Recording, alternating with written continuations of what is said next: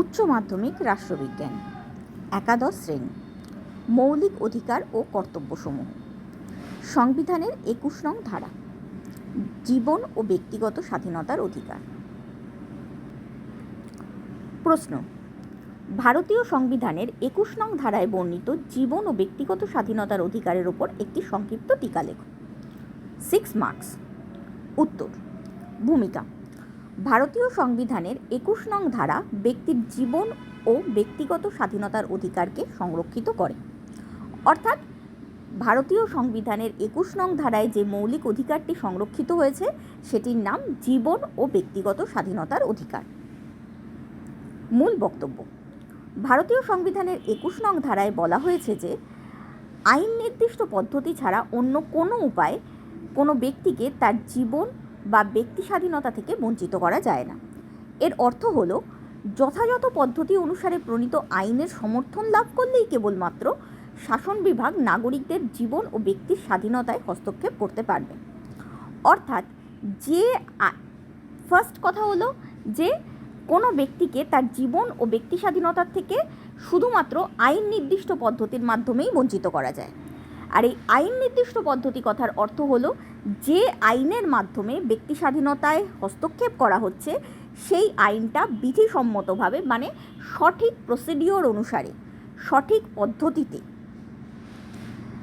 যে পদ্ধতি সংবিধানে লিপিবদ্ধ রয়েছে বা যে পদ্ধতি মান্যতা পেয়েছে সেই পদ্ধতি অনুসারে প্রণীত আইনের মাধ্যমেই একমাত্র ব্যক্তির জীবন ও ব্যক্তি স্বাধীনতায় হস্তক্ষেপ করা যায়।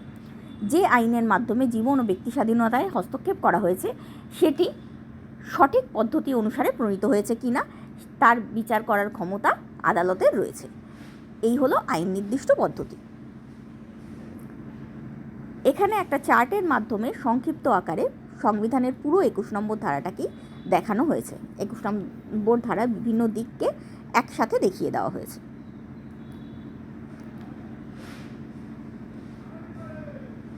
ভারতীয় সংবিধানের ২১ নং ধারা ব্যক্তির জীবন ও ব্যক্তিগত স্বাধীনতার অধিকারকে সংরক্ষিত করে।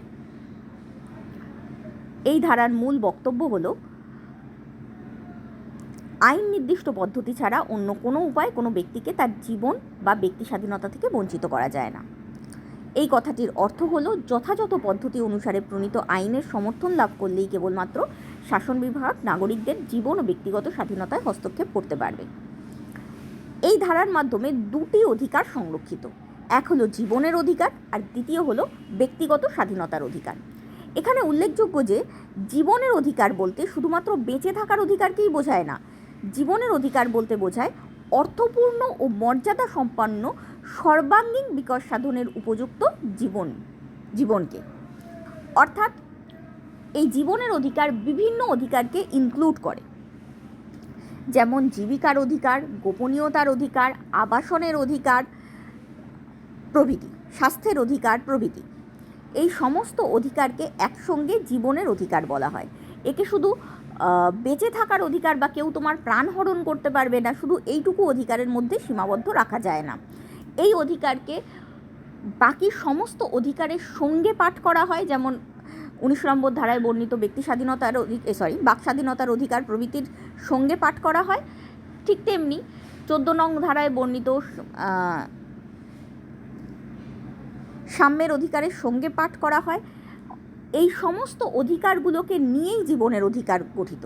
আবার খড়গ সিং কেসের ক্ষেত্রে দেখানো হয়েছে যে জীবনের অধিকার শুধুমাত্র ১৯ বা ১৪ নম্বর ধারায় বা সংবিধানের অন্যান্য ধারায় বা কোনো আইনে সম্মিলিত অধিকারকেই আইনে উল্লেখিত সম্মিলিত অধিকারের সমষ্টিকেই বলা হয় না, বরং এই অধিকারগুলো ছাড়াও একজন ব্যক্তির সর্বাঙ্গীন বিকাশ সাধনের জন্য সেই ব্যক্তির যে যে অধিকার প্রয়োজন সেই সমস্ত অধিকারকেই বোঝানো হয়।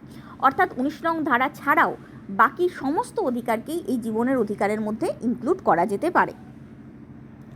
তাই এই জীবনের অধিকার কনসেপ্টটা অনেকটা ব্যাপক এবং অনেকটা পরিবর্তনশীল। জীবনের অধিকার ধারণাটা যেরকম ব্যাপক, ঠিক ততটাই সমাজের পরিবর্তিত পরিস্থিতি এবং পরিবর্তিত ধ্যান ধারণার সঙ্গে পরিবর্তনশীল বা গতিশীল। এছাড়া রয়েছে দ্বিতীয় অধিকার, সেটা হলো ব্যক্তিগত স্বাধীনতার অধিকার। এই ব্যক্তিগত স্বাধীনতার অধিকারের মধ্যেও বিভিন্ন ধরনের স্বাধীনতা ইনক্লুডেড, বললাম যেটা 14 নম্বর ধারায় ইনক্লুডেড, সাম্যের অধিকার, এছাড়াও 19 নম্বর ধারার অধীনে ব্যক্তিগত স্বাধীনতা, বাক স্বাধীনতার অধিকার সবই ইনক্লুডেড, সবই অন্তর্ভুক্ত। তাছাড়াও সুপ্রিম কোর্ট বিভিন্ন সময়ে বিভিন্ন মামলায় এর তালিকা প্রকাশ করেছেন। এছাড়াও বিভিন্ন মামলার রায়ের মাধ্যমে একটা একটা করে বিভিন্ন অধিকার এই ব্যক্তিগত স্বাধীনতার অধিকারের পরিসরের মধ্যে সংযুক্ত হতে থেকেছে বিভিন্ন সময়। সুপ্রিম কোর্ট উন্নিকিষাণ বনাম অন্ধ্রপ্রদেশ রাজ্য মামলায় 1993 সালে 21 নং ধারার ক্ষেত্রে প্রযোজ্য ব্যক্তিগত স্বাধীনতার অধিকারগুলির একটি তালিকা প্রকাশ করেছে। সাধারণত স্ট্যান্ডার্ড তালিকা হিসেবে আমরা ওই তালিকাটাকেই ধরি। তাছাড়াও বিভিন্ন সময় বিভিন্ন রায়ের মাধ্যমে একটা একটা করে অধিকার এই ব্যক্তি স্বাধীনতার অধিকারের মধ্যে সংযোজিত হয়েছে।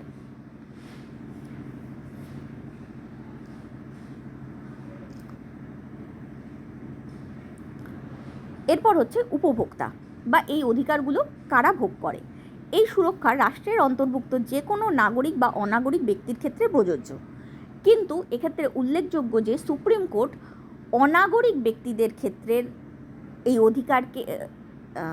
অধিকারের একটা সীমাবদ্ধতা উল্লেখ করেছেন। সেটি হলো রাষ্ট্র অনাগরিক ব্যক্তিদের বহিষ্কারের আদেশ দিতে পারে। এই রাষ্ট্রের এই ক্ষমতা নিরঙ্কুশ এবং সংবিধানের কোনো ক্ষমতা বা সংবিধানে প্রদত্ত কোনো অধিকার রাষ্ট্রের এই ক্ষমতাকে খর্ব করতে পারবে না, এটা সুপ্রিম কোর্টের রায়ে বলা হয়েছে। তাই এই ধরনের অধিকার, জীবন বা ব্যক্তি স্বাধীনতার অধিকার যদিও নাগরিক এবং অনাগরিক সবার ক্ষেত্রেই প্রযোজ্য, কিন্তু সেখানে শর্ত সাপেক্ষে এই অধিকারগুলি অনাগরিকদের ক্ষেত্রে প্রযোজ্য। উদ্দেশ্য অবিবাদী এই ধারা মূলত রাষ্ট্রের স্বৈরাচারী হস্তক্ষেপের হাত থেকে ব্যক্তি স্বাধীনতাকে রক্ষা করার জন্য সংবিধানে অন্তর্ভুক্ত করা হয়েছে। তাই কোনো ব্যক্তি অপর কোনো ব্যক্তির জীবন বা সম্পত্তির অধিকারে হস্তক্ষেপ করলে তা অন্য আইনের বিচারাধীন হলেও এই ধারার বিচারাধীন নয়। অর্থাৎ এই ধারায় মামলা শুধুমাত্র সরকার বা সরকার পক্ষের বিরুদ্ধে অর্থাৎ সরকারের বিভিন্ন বিভাগ, বিভিন্ন সংস্থা ইত্যাদির বিরুদ্ধেই দায়ের করা যেতে পারে। এই ধারার অধীনে মামলা কোনো ব্যক্তির বিরুদ্ধে দায়ের করা যেতে পারে না। এর মানে কখনোই এই না যে একজন ব্যক্তি অপরজন ব্যক্তির ব্যক্তি স্বাধীনতায় হস্তক্ষেপ করতে পারে। ব্যক্তির বিরুদ্ধে মামলা করা যেতেই পারে, কিন্তু এই ধারার অধীনে নয়, অন্য যে কোনো ধারায় বা অন্য কোনো আইনের অধীনে ব্যক্তির বিরুদ্ধে মামলা করা যেতে পারে ব্যক্তি স্বাধীনতা হস্তক্ষেপের অভিযোগে। কিন্তু এই ধারার অধীনে শুধুমাত্র রাষ্ট্র বা রাষ্ট্রীয় কর্তৃপক্ষের সঙ্গে সম্পর্কযুক্ত কোনো বিভাগ বা সংস্থার বিরুদ্ধেই অভিযোগ দায়ের করা যেতে পারে। কারণ এই ধারাটির উদ্দেশ্য হলো রাষ্ট্রের স্বৈরাচারী হস্তক্ষেপের হাত থেকে ব্যক্তি স্বাধীনতাকে রক্ষা করা।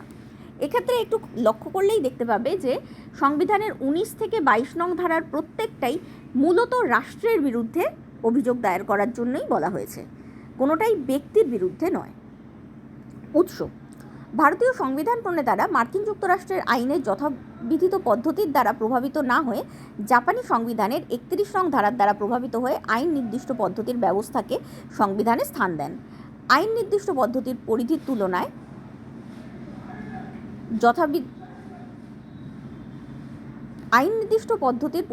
আইনের যথাবিধিত পদ্ধতির তুলনায় যথেষ্ট সংকীর্ণ।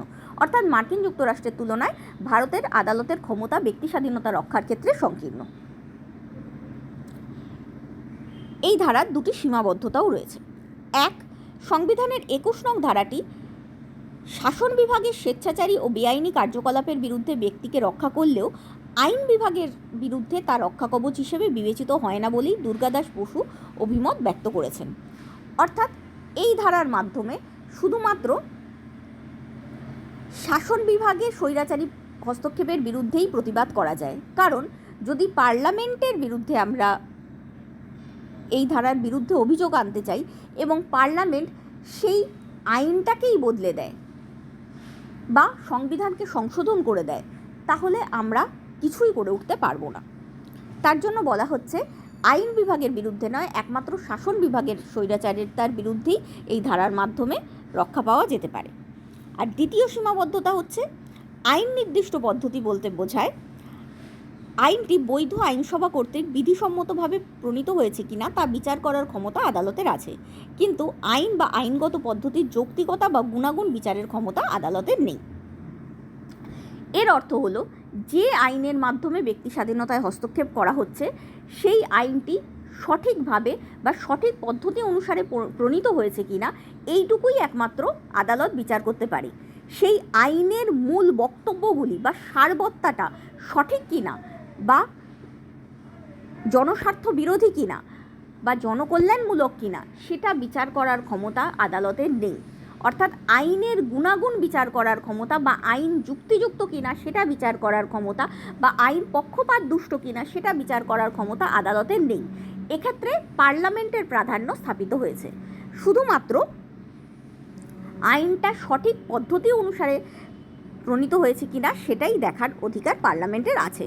অর্থাৎ আইন প্রণয়ন হওয়ার যে প্রত্যেকটা স্টেপ রয়েছে লোকসভায় বা রাজ্যসভায়, সেই স্টেপগুলো ফলো করা হয়েছে কিনা, যতজন কোরাম গঠন করতে বা গণপূর্তি হতে যতজন সদস্য লাগে সেই ধরনের সদস্য সংখ্যা ছিল কিনা, এইটুকুই বিবেচনার বিষয় আইনের যৌক্তিকতা মোটেও নয়।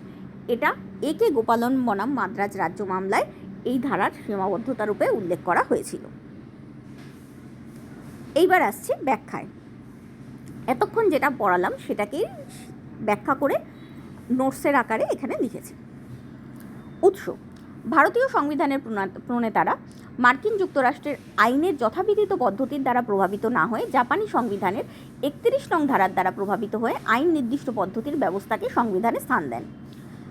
আইন নির্দিষ্ট পদ্ধতি: ভারতের আইন নির্দিষ্ট পদ্ধতির পরিধি আইনের যথাবিধিত পদ্ধতির পরিধির তুলনায় যথেষ্ট সংকীর্ণ। এই দুটোর মধ্যে পার্থক্যটা পরে ব্যাখ্যা করে দেব। আইন নির্দিষ্ট পদ্ধতি বলতে বোঝায় আইনটি বৈধ আইনসভা কর্তৃক বিধিসম্মতভাবে প্রণীত হয়েছে কিনা তা বিচার করার ক্ষমতা আদালতের থাকবে, কিন্তু আইন বা আইনগত পদ্ধতির যৌক্তিকতা বা গুণাগুণ বিচারের ক্ষমতা আদালতের নেই।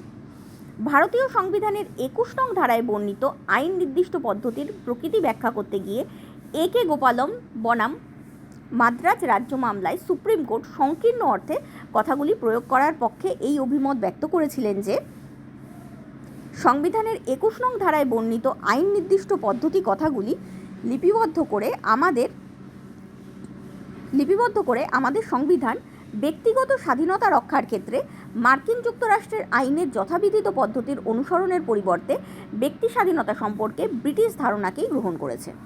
তাদের মতে ভারতীয় সংবিধান বিচার বিভাগের প্রাধান্যের পরিবর্তে পার্লামেন্টের সার্বভৌমিকতাকেই স্বীকার করে নিয়েছে। তবে পরবর্তী সময় সুপ্রিম কোর্ট কিছুটা ব্যাপক অর্থে ব্যক্তিগত স্বাধীনতা কথাটিকে ব্যাখ্যা করতে শুরু করে। উদাহরণস্বরূপ বলা যায় 1978 সালে মানেকা গান্ধী বনাম ভারত সরকার মামলায় রায় দিতে গিয়ে সুপ্রিম কোর্ট বলেছিল যে ব্যক্তি স্বাধীনতা হরণের ক্ষেত্রে 21 নং ধারায় বর্ণিত আইন নির্দিষ্ট পদ্ধতির যৌক্তিকতা বিচারের ক্ষমতা আদালতের রয়েছে। এমনকি সাম্প্রতিককালে সুপ্রিম কোর্ট ও হাইকোর্টগুলি বিভিন্ন জনস্বার্থ সংক্রান্ত মামলায় রায় দিতে গিয়ে কোনো আইন ন্যায়নীতিবোধের বিরোধী কিনা তাও বিচার করার কাজে আত্মনিয়োগ করেছে। এখানে আইন নির্দিষ্ট পদ্ধতি ও আইনের যথাবিধিত পদ্ধতির পার্থক্যগুলো কি কি? সেটা পার্থক্যগুলো যদি বোঝা যায় তাহলেই এতক্ষণ যেটা পড়লাম বা রিডিং করলাম সেটার অর্থটা ভালোভাবে স্পষ্ট হয়ে উঠবে। আইন নির্দিষ্ট পদ্ধতি এবং আইনের যথাবিধিত পদ্ধতি। আইন নির্দিষ্ট পদ্ধতির পরিধি সংকীর্ণ, কিন্তু আইনের যথাবিধিত পদ্ধতির পরিধি ব্যাপকতর। কিভাবে সেটা পরে বলা হচ্ছে। 2, আইন নির্দিষ্ট পদ্ধতি কেবলমাত্র প্রতিষ্ঠিত আইনগত সিদ্ধান্ত ও বিধি নিয়মের সংকীর্ণ পরিসরে আবদ্ধ। অর্থাৎ আইন নির্দিষ্ট পদ্ধতি বলতে বোঝায় যে আইনটা যে পদ্ধতিতে প্রণীত হয়েছে সেই পদ্ধতি সঠিক ছিল কিনা। এবার কোন পদ্ধতিটা সঠিক আইন প্রণয়নের ক্ষেত্রে সেটা কি করে বোঝা যাবে? সেটা বোঝা যাবে অলরেডি প্রতিষ্ঠিত, আইদার সংবিধানে লিখিত অথবা মান্যতা প্রাপ্ত, মানে প্রথাগতভাবে মান্যতা প্রাপ্ত এই ধরনের যে পদ্ধতিগুলো রয়েছে, যে এতদিন ধরে ফলো করা হয় অথবা সংবিধানে সুস্পষ্টভাবে লিখিত, এই প্রতিষ্ঠিত আইনগত সিদ্ধান্ত এবং বিধি নিয়মের মাধ্যমেই ওই আইনটা প্রণীত হয়েছে কিনা সেটাই শুধুমাত্র কোর্ট বিচার করে দেখে। অর্থাৎ অলরেডি এস্টাবলিশড বা অলরেডি চালু নিয়মের অধীনেই একমাত্র কোর্ট কোনো আইন প্রণয়নের পদ্ধতিকে বিচার করতে পারে।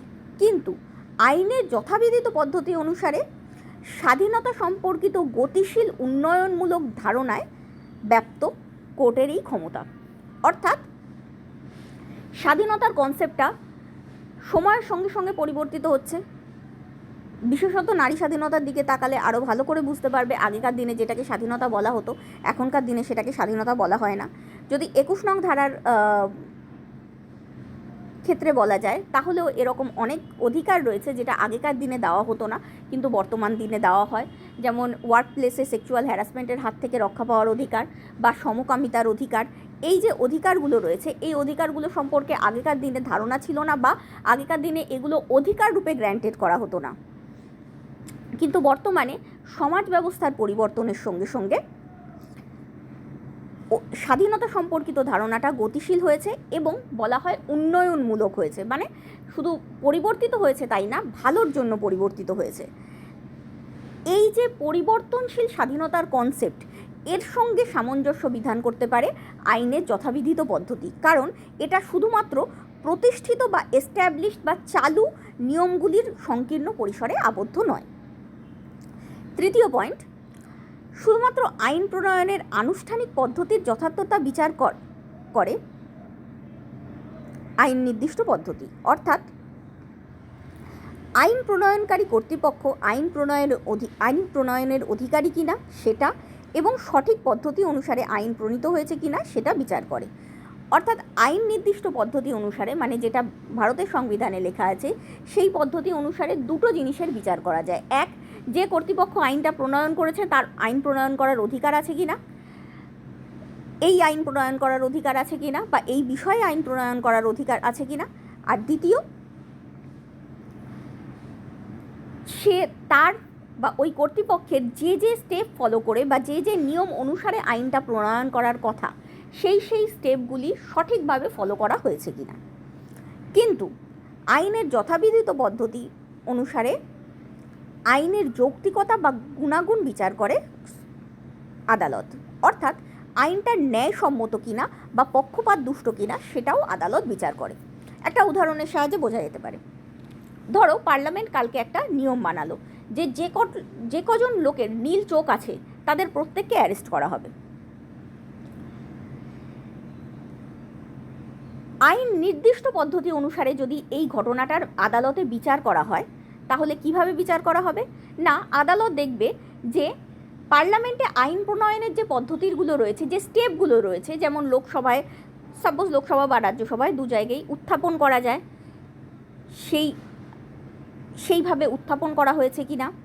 তারপর প্রত্যেকটা স্টেপে আলোচনা করা, ভোট গ্রহণের সময় গণপূর্তি বা কোরাম সঠিক ছিল কিনা। এই যে প্রসিডিওরাল, ফর্মাল বা আনুষ্ঠানিক পদ্ধতিগুলো, এই পদ্ধতিগুলো সঠিকভাবে পুঙ্খানুপুঙ্খভাবে ফলো করা হয়েছে কিনা শুধুমাত্র কোর্ট আইন নির্দিষ্ট পদ্ধতির ক্ষেত্রে সেটাই বিচার করবে। যদি এটা প্রমাণিত হয় যে সঠিক গণপূর্তি অনুসারে, সঠিক নিয়ম অনুসারে প্রত্যেকটা পর্যায়ে সঠিকভাবে পালন করে এই আইন পাস হয়ে গেছে যে নীল চক্ষু বিশিষ্ট প্রত্যেকটা শিশুকে বা প্রত্যেকটা ব্যক্তিকে গ্রেপ্তার করা হবে, তাহলে কোর্ট সেই আইনের যৌক্তিকতা বা গুণাগুণ বিচার করবে না। কোর্ট বলবে হ্যাঁ, আইন যখন বলছে গ্রেপ্তার করা যায় তখন গ্রেপ্তার করা হবে, এবং এ বিষয়ে ওই নীলচক্ষু বিশিষ্ট শিশুদের বা ব্যক্তিদের কোনো অধিকার নেই, কারণ আইন তাই বলছে। কিন্তু আইনের যথাবিধিত পদ্ধতি বা মার্কিন যুক্তরাষ্ট্রে যে পদ্ধতি ফলো করা হয় সেই পদ্ধতি অনুসারে যদি বিচার করা হয়, তাহলে বলা হবে যে না, এই আইনটার কোনো যৌক্তিকতা নেই, এই আইনটা জনবিরোধী, তার জন্য এই আইন কোনোভাবেই সমর্থনযোগ্য নয়, তাই এই আইনকে বাতিল হওয়া উচিত। এটাই হলো এই দুটো পদ্ধতির মধ্যে মূল তফাৎ। চতুর্থ পয়েন্ট, ইংল্যান্ডের আইন নির্দিষ্ট পদ্ধতি, ইংল্যান্ডের ম্যাগনা কার্টা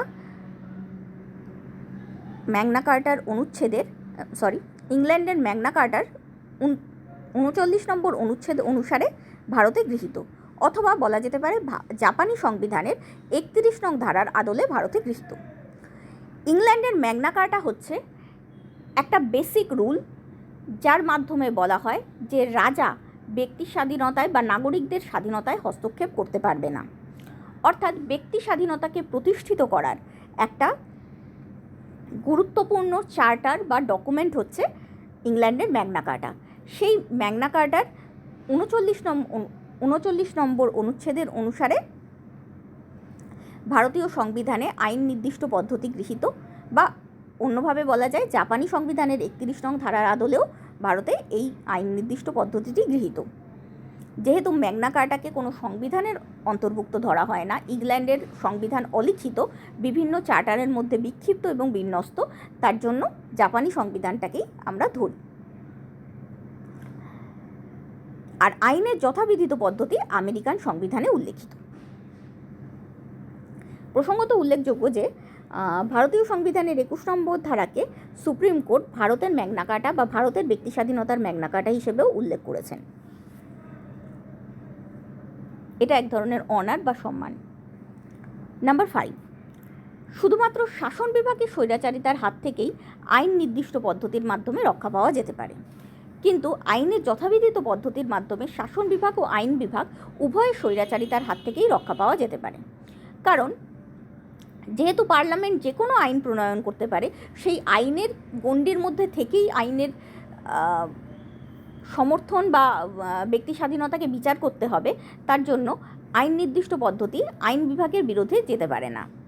আইন নির্দিষ্ট পদ্ধতি ফলো করলে আদালত আইন বিভাগের বিরুদ্ধে যেতে পারে না, কিন্তু আইনের যথাবিধিত পদ্ধতি যেহেতু আইনের গুণাগুণ বিচার করতে সক্ষম, তাই আইন বিভাগের বিরুদ্ধেও আদালত এই ধরনের পদ্ধতি অনুসরণ করে রায় দিতে পারে। 6 নম্বর পয়েন্ট, আইন নির্দিষ্ট পদ্ধতিকে সংবিধানে স্থান দিয়ে সংবিধান প্রণেতারা আইনের বা পার্লামেন্টের প্রাধান্য প্রতিষ্ঠা করে, অর্থাৎ কোর্ট বা আদালতের নয়, আইনের বা পার্লামেন্টের প্রাধান্যই প্রতিষ্ঠিত হয়। কিন্তু আইনের যথাবিধিত পদ্ধতি অনুসরণ করার মাধ্যমে মার্কিন সুপ্রিম কোর্ট ন্যায়ের প্রাধান্য প্রতিষ্ঠা করে, যৌক্তিকতার প্রাধান্য প্রতিষ্ঠা করে, পার্লামেন্ট বা আইনের নয়। অর্থাৎ আমাদের দেশে মনে করা হয় আইন বা পার্লামেন্টই সব থেকে ওপরে, কিন্তু মার্কিন যুক্তরাষ্ট্রের ক্ষেত্রে ন্যায়ের প্রাধান্য প্রতিষ্ঠিত, অর্থাৎ ন্যায়কে সবার ওপরে স্থান দেওয়া হয়। উপভোক্তা, এই সুরক্ষা রাষ্ট্রের অন্তর্ভুক্ত যে কোনো নাগরিক বা অনাগরিক ব্যক্তির ক্ষেত্রেই প্রযোজ্য। তবে সর্বানন্দ সনোয়াল বনাম ভারতীয় ইউনিয়ন মামলায় সুপ্রিম কোর্ট এই অভিমত ব্যক্ত করেছেন যে প্রয়োজনে বিদেশিদের বহিষ্কার করার ভারত সরকারের অধিকার নিরঙ্কুশ এবং ভারতীয় সংবিধানের কোনো ধারাই এই অধিকারের পরিপন্থী নয়। অর্থাৎ প্রয়োজন বোধে বিদেশিদের ভারত থেকে বহিষ্কার করতে পারবে ভারত সরকার, এবং ভারত সরকারের এই অধিকার নিরঙ্কুশ, ভারতের সংবিধানের কোনো ধারাই এই অধিকারকে সীমাবদ্ধ করতে পারবে না। অর্থাৎ যদিও 21 নম্বর ধারা নাগরিক অনাগরিক উভয় ব্যক্তির ক্ষেত্রেই প্রযোজ্য, তবুও অনাগরিকদের ক্ষেত্রে তা শর্ত সাপেক্ষে প্রযোজ্য। দুটি অধিকার, এই ধারা দুটি অধিকারকে সংরক্ষিত করে, এক জীবনের অধিকার এবং 2 ব্যক্তি স্বাধীনতার অধিকার। জীবনের অধিকার বলতে শুধুমাত্র বেঁচে থাকার অধিকারকেই বোঝায় না, জীবনের অধিকার বলতে বোঝায় অর্থপূর্ণ ও মর্যাদা সম্পন্ন সর্বাঙ্গীন বিকাশ সাধনের উপযুক্ত পরিবেশে জীবনধারা। অর্থাৎ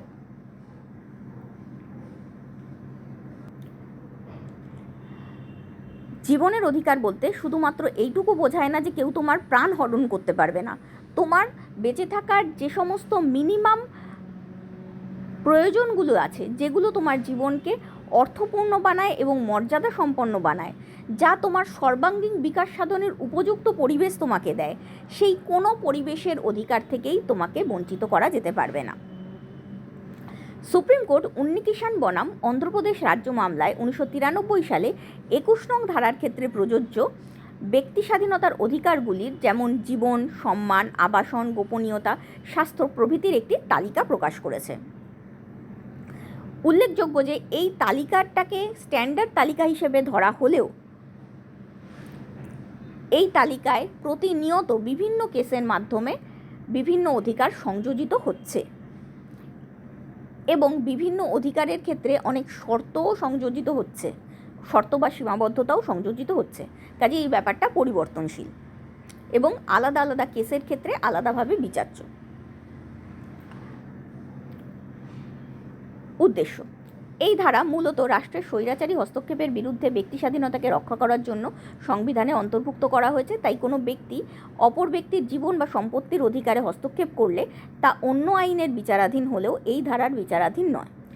অর্থাৎ 19 থেকে 22 নং ধারার ক্ষেত্রে প্রত্যেকটা ধারার ক্ষেত্রেই লক্ষ্য করবে সেই ধারাটার উদ্দেশ্য হলো রাষ্ট্রের স্বৈরাচারী হস্তক্ষেপের হাত থেকে ব্যক্তিকে রক্ষা করা। তাই কোনো ব্যক্তির বিরুদ্ধে এই সমস্ত ধারায় মামলা দায়ের করা যায় না। এই সমস্ত ধারায় মামলা কেবলমাত্র সরকারি কর্তৃপক্ষ বা সরকারি কর্তৃপক্ষের সঙ্গে সংশ্লিষ্ট কোনো বিভাগ, সংস্থা বা বিশেষ পদাধিকারে অধিষ্ঠিত ব্যক্তির বিরুদ্ধেই মামলা দায়ের করা যায়। তার মানে এটা কখনোই নয় যে একজন ব্যক্তি অন্য ব্যক্তির ব্যক্তি স্বাধীনতায় বা জীবনে হস্তক্ষেপ করতে পারে। ব্যক্তির বিরুদ্ধে মামলা করার জন্য অন্য আইন রয়েছে, অন্য ধারা রয়েছে। এই ধারার অধীনে ব্যক্তির বিরুদ্ধে মামলা দায়ের করা যায় না, অন্য ধারার অধীনে নিঃসন্দেহে তা করা যায়। সীমাবদ্ধতা: সংবিধানের 21 নং ধারাটি শাসন বিভাগের স্বৈরাচারী ও বেআইনি কার্যকলাপের বিরুদ্ধে ব্যক্তিকে রক্ষা করলেও আইন বিভাগের বিরুদ্ধে তা রক্ষাকবচ হিসেবে বিবেচিত হয় না বলেই দুর্গাদাস বসু অভিমত ব্যক্ত করেছেন। যেহেতু ভারতবর্ষে পার্লামেন্টের সার্বভৌমত্ব স্বীকৃত হয়েছে এবং আইনের যথাবিধিত পদ্ধতি স্বীকৃত হয়েছে, আইনের যথাবিধিত পদ্ধতি স্বীকৃত হয়নি, আইন নির্দিষ্ট পদ্ধতি স্বীকৃত হয়েছে, তার জন্য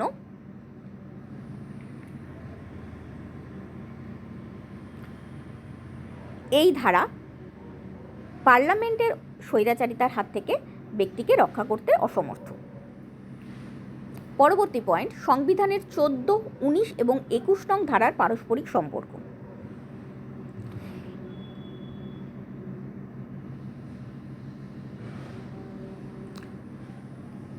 একে গোপালন বনাম মাদ্রাজ রাজ্য মামলায় নিবর্তনমূলক আটক আইন 1950-এর অধীনে আটক হওয়া এক ব্যক্তি দাবি করেছিলেন যে এই ধরনের আটক অবৈধ, কারণ এটি সংবিধানের 19-এর 1-এর ডি নং অনুচ্ছেদে প্রদত্ত স্বাধীনভাবে বিচরণের অধিকারকে লঙ্ঘন করছে।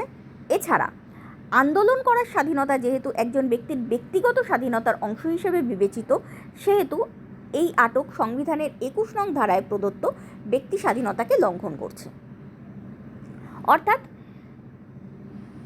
এক ব্যক্তিকে নিবর্তনমূলক আটক আইন বা প্রিভেন্টিভ ডিটেনশন অ্যাক্টে আটক করা হয়।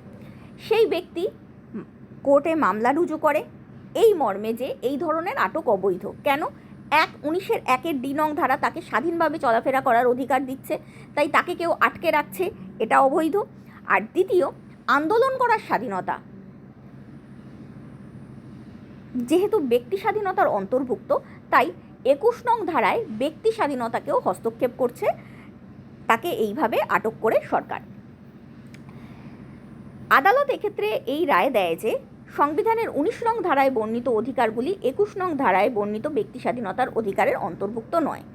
এটা প্রথম দিকে রায় দেওয়া হয়েছিল 1950 সালে, যদিও এই রায় ওভাররুল করা হয় বা পাল্টে দেওয়া হয় 1978 সালে মানেকা গান্ধী বনাম ভারত সরকার মামলায়, যখন দিল্লির আঞ্চলিক পাসপোর্ট বিভাগ এক ব্যক্তিকে কোনো যুক্তিসঙ্গত কারণ না দেখিয়ে শুধুমাত্র জনস্বার্থে তার পাসপোর্ট জমা দেওয়ার আদেশ দেয়।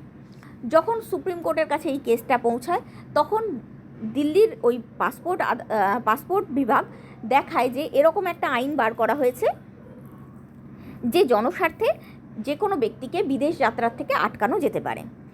তখন সুপ্রিম কোর্ট এই আদেশ জারি করে যে বিদেশ যাত্রার অধিকার ব্যক্তিগত অধিকারের অন্তর্ভুক্ত। সংবিধানের 21 নং ধারাকে 19 নং ধারার সহযোগী ও পরিপূরক ধারা হিসেবে পাঠ করা উচিত। অর্থাৎ একে গোপালন মামলায় যেটা বলেছিল 19 নং ধারা 21 নং ধারার থেকে আলাদা, সেইটাকে ওভাররুল করা হয় বা সেই রায়টাকে পাল্টে দেওয়া হয় মানেকা গান্ধী মামলায়, যেখানে বলা হয় যে না, 19 নং ধারা 21 নং ধারার সহযোগী এবং পরিপূরক। 14 নং ধারার ক্ষেত্রেও একই কথা বলা হয়। এছাড়াও উল্লেখযোগ্য যে খড়গ সিং মামলায় বলা হয়েছে যে 19 নং ধারায় বর্ণিত অধিকারগুলি একমাত্র 21 নং ধারার অধিকারের অন্তর্ভুক্ত তা নয়। 21 নং ধারা খুবই বিস্তৃত এবং ব্যাপ্ত একটি ধারা, যার মধ্যে 14 নং ধারায় বর্ণিত অধিকারগুলি, 19 নং ধারায় বর্ণিত অধিকারগুলি, সংবিধানের অন্যান্য ধারায় বর্ণিত অধিকারগুলি অন্তর্ভুক্ত হওয়ার সঙ্গে সঙ্গে এমন অধিকার যে সম্পর্কে অলরেডি উল্লেখ করা নেই, ভবিষ্যতে উল্লেখিত হতে পারে, সেই ধরনের সমস্ত অধিকারও 21 নং ধারার অন্তর্ভুক্ত।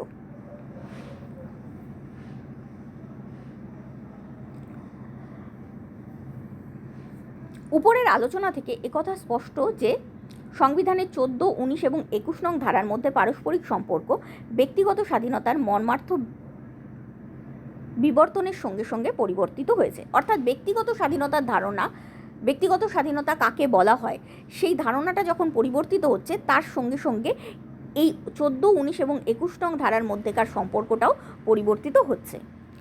সাম্যের ভিত্তিতে আইন প্রণয়ন, পক্ষপাত দুষ্ট মনে হলে সেই আইনের বিরুদ্ধে বাকস্বাধীনতা ও আন্দোলন করার অধিকারের স্বীকৃতি, এবং এরকম প্রতিবাদীর জীবন ও ব্যক্তিগত স্বাধীনতার অধিকারকে মান্যতা দিলেই কেবলমাত্র গণতন্ত্র সাফল্যমণ্ডিত হতে পারবে। অর্থাৎ পার্লামেন্টের উচিত সাম্যের ভিত্তিতে পক্ষপাত দুষ্ট না হয়ে আইন প্রণয়ন করা। তা সত্ত্বেও এই ধরনের এত ভাবনা চিন্তার পর আইন প্রণয়ন করার পরও যদি সেই আইন কারোর পক্ষে পক্ষপাত দুষ্ট মনে হয়, সেই ব্যক্তির অধিকার ওই আইনের বিরুদ্ধে বাকস্বাধীনতা করার, অর্থাৎ ওই আইনের বিরুদ্ধে প্রচার করার এবং আন্দোলন করার, এই অধিকারকেও সংবিধানে স্বীকৃতি দেওয়া হয়েছে। এবং এইভাবে আন্দোলন করার পরও যাতে কেউ প্রতিবাদীর জীবন বা ব্যক্তিগত স্বাধীনতার অধিকারকে হস্তক্ষেপ করতে না পারে, অর্থাৎ সরকার যাতে প্রতিবাদীদের বিরোধী কণ্ঠস্বর রোধ করার উদ্দেশ্যে গ্রেপ্তার করতে না পারে বা এই ধরনের কোনো তাদের গোপনীয়তার উপর হস্তক্ষেপ করতে না পারে বা তাদের নজরবন্দি না করতে পারে, তার জন্য 21 নম্বর ধারায় জীবন ও ব্যক্তিগত স্বাধীনতার অধিকারকে মান্যতা দেওয়া হয়েছে। এইভাবেই একমাত্র গণতন্ত্রকে সাফল্যমণ্ডিত করার প্রচেষ্টা করেছে সংবিধান প্রণেতারা। মানবাধিকার এবং ব্যক্তি স্বাধীনতা রক্ষায় এই 3 ধারার সম্মিলিত গুরুত্বের জন্য এদেরকে গোল্ডেন ট্রায়াঙ্গেল নাম দেওয়া হয়েছে। গুরুত্ব: জীবন ও স্বাধীনতার অধিকার এতটাই গুরুত্বপূর্ণ যে দেশে জরুরি অবস্থা ঘোষিত হলেও রাষ্ট্রপতি আদেশ জারির মাধ্যমে অন্যান্য মৌলিক অধিকারের মতো সংবিধানের 20 ও 21 নং ধারায় বর্ণিত অধিকারগুলি কার্যকর করার জন্য সুপ্রিম কোর্টের কাছে আবেদন করার অধিকারকে খর্ব করতে পারে না। অর্থাৎ এই মৌলিক অধিকার খর্ব হলে আমরা সুপ্রিম কোর্টে অ্যাপিল করি। যে কোনো মৌলিক অধিকার খর্ব হলে বা সরকার যে কোনো মৌলিক অধিকারে হস্তক্ষেপ করলে আমরা সুপ্রিম কোর্টে অ্যাপিল করি। সেই অ্যাপিল করার অধিকার রাষ্ট্রপতি জরুরি অবস্থা জারি থাকাকালীন কেড়ে নিতে পারে, কিন্তু অন্যান্য মৌলিক অধিকারের ক্ষেত্রে সেই অধিকারকে অন্যান্য মৌলিক অধিকার খর্ব হলে সুপ্রিম কোর্টে আপিল করার অধিকারকে রাষ্ট্রপতি জরুরি অবস্থা থাকাকালীন কেড়ে নিতে আদেশ জারির মাধ্যমে কেড়ে নিতে পারলেও সংবিধানের 20 ও 21 নং ধারায় বর্ণিত অধিকারগুলিকে কার্যকর করার জন্য সুপ্রিম কোর্টের কাছে আবেদন করার অধিকার কোনোভাবেই রাষ্ট্রপতি খর্ব করতে পারেন না। এই অধিকারগুলি এতটাই গুরুত্বপূর্ণ যে এই অধিকারগুলি জরুরি অবস্থার সময়ও খর্ব করা যায় না। ভারতের সুপ্রিম কোর্ট এই অধিকারকে মৌলিক অধিকারের হৃদয় বলে বর্ণনা করেছেন। এই অধিকার এতটাই গুরুত্বপূর্ণ যে এই অধিকারকে ভারতের সুপ্রিম কোর্ট মৌলিক অধিকারের হৃদয় বলে বর্ণনা করেছেন। এই হলো সংবিধানের 21 নং ধারায় বর্ণিত জীবন ও ব্যক্তিগত স্বাধীনতার অধিকার। উত্তরটা ভালো লাগলে প্লিজ লাইক করো, অন্যের সাথে শেয়ার করো, এবং এই রকম কোনো উত্তর জানতে ইচ্ছা করলে প্লিজ আমাকে কমেন্টের মাধ্যমে জানিও। আমি তাহলে সেই প্রশ্নেরও উত্তর দেওয়ার চেষ্টা করব, এবং প্লিজ আমার চ্যানেলটাকে সাবস্ক্রাইব করো। Thank you.